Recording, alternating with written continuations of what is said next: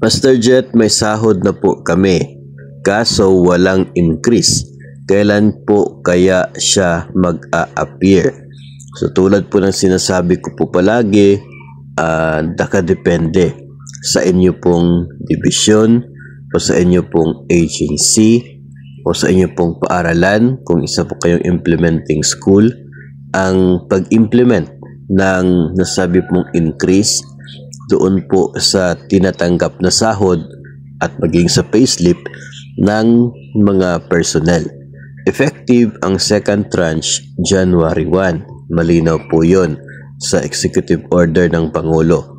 Maging sa National Budget Circular 597, no, yung NBC, ay malinaw din na effective January 1 yung bagong sahod. Kaya may differential dapat na tinatanggap habang hindi pa yun na-implement. Pero iba yung usapin sa pag-actual na implementation ng nasabi pong bagong rate doon sa payslip na sahod na tinatanggap ng mga personnel.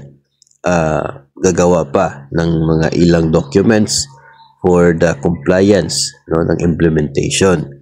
Tapos, kung mayroon pong sarili na payroll services unit ang inyo pong agency o ang inyong paaralan, ay sila lang, no? Pwede na lang i-implement agad yung tranche, yung bagong sahod, bagong rate sa inyo.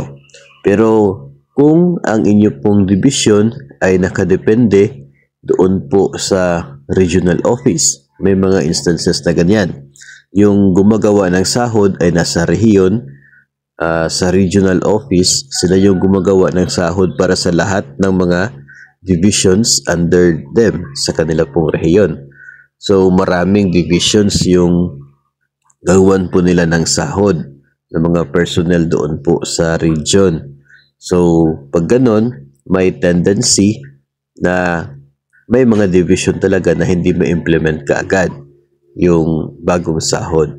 So, kung ganun po yung senaryo ninyo, baka isa po sa ganun, no, itong ating sender, baka nandoon pa po sa region yung preparation ng kanila pong sahod. Sa amin, nangyari din po kasi yan ganun dati, di ba? In the past years, kapag may implementation, may salary increase, yung madalas 1, 2, or 3 months bago yung actual na pag-implement. Pero meron naman pong salary differential na darating para doon sa mga buwan na yon. Ngayon na meron po kaming sarili na payroll services unit, inaasahan din po namin na mas maaga yung pag-implement. Wala pa naman po kaming sahod, no, as of February 13. So, pag may sahod na, of course, malalaman po namin kung na-implement na talaga siya. So, abangan po natin yan. Ganyan po ang senaryo. No? Ganyan po yung possible reason kung bakit hindi pa nag-reflect na implement yung bagong salary schedule sa mga division na nakatanggap na ng sahod, pero ganoon pa rin yung kanila pong natanggap. Wala pang increase. No?